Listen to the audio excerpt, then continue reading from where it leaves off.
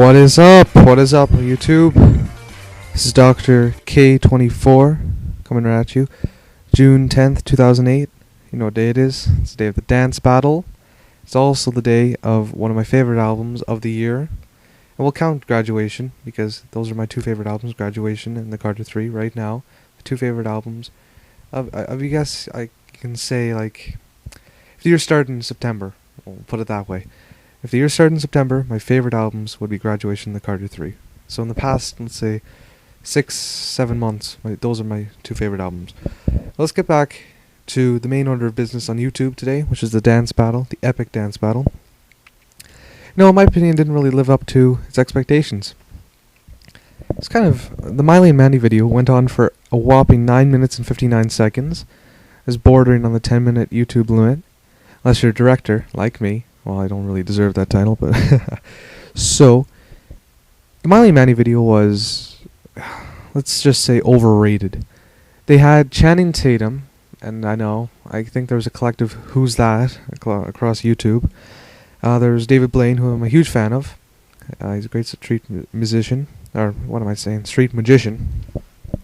Better than that idiot Criss Angel, like that emo guy.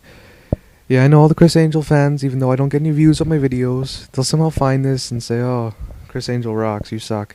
But you know, haters are good. But anyways, the other, like the David and Goliath, the David of this whole David and Goliath battle, this dance battle, was What the Buck. Now I'm a subscriber to What the Buck. I'm not a subscriber, but I do frequent his website, buckhollywood.com.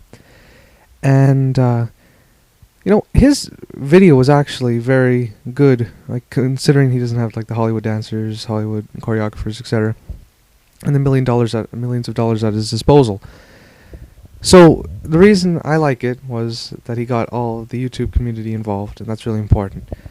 So the last crew we're forgetting on this day, because they didn't release a video, was AC/DC, and based on the videos they put out, they obviously won this battle. It's fair and square. They definitely won. Not only did their leaders, Adam Chu and, I'm probably screwing up their names, but Adam and Chu, whatever, AC/DC, their leaders, they actually danced in the videos. Miley and Mandy, they did not dance in the videos whatsoever. Mandy, okay, she's a professional dancer. Why isn't she dancing in those videos? That's one thing I wonder about. And in the most recent video, Miley tried going to the floor. She tried to do some of the breaker moves. That was actually quite funny, and I actually enjoyed that quite a bit. So, my proclamation, if you will, of who won this battle was AC/DC.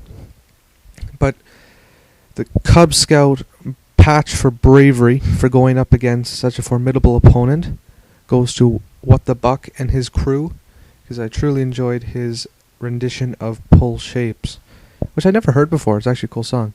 Now, on to the main order of business. The Carter 3 dropped today. Now, I have a review on iTunes that I posted as soon as the thing came out, because I was so hyped about the album. And I'll give you a quick synopsis of what I think about the album. My favorite tracks are Dr. Carter, as I mentioned in the intro, Comfortable, and Mr. Carter. Those three tracks. Comfortable, I know, was produced by Kanye West. And as you can probably tell by my profile, Kanye is my favorite rapper, followed by Lupe Fiasco, and then followed by Jay-Z. And now, I think Lil Wayne, if he releases one more album, he'll crack my top 3. So, Lil Wayne, I never expected him to be so diverse and eclectic in his musical styles. Like, I heard A Milli, and I was like, oh god, it's going to be another one of those southern hip-hop things, right?